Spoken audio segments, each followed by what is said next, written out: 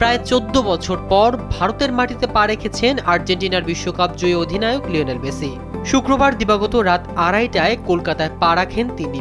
মেসির সঙ্গে দেখা করতে কলকাতায় হাজির হন বলিউড বাদশাহ শাহরুখ খান। তাই মেসির এই সফরের প্রথম দিনে আলোচনার কেন্দ্রে উঠে দুই মহাতারকার সাক্ষাৎ।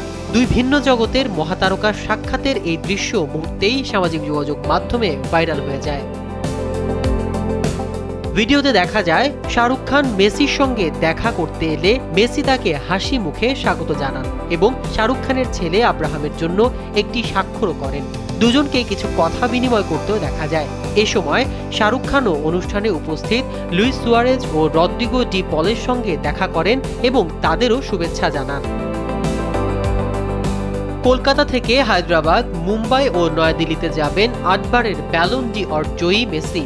তার আগে শনিবার কলকাতার সল্ট লেকের যুব ভারতীয় স্টেডিয়ামে হাজির হন তিনি।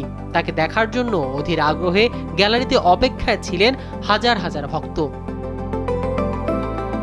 মেসির ভারতের সফরের প্রথম দিনে সকাল 11:30টায় যুব ভারতীয় মাঠে ঢুকে মেসির গাড়ি। তবে স্টেডিয়ামে ছিল চরম অব্যবস্থাপনা।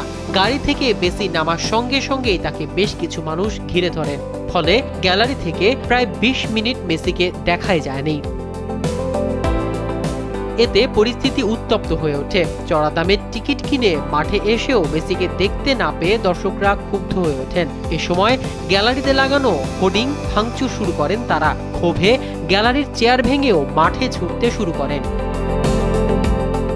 পরিস্থিতি নিয়ন্ত্রণে আনতে দিশেহারা হয়ে যায় পুলিশ।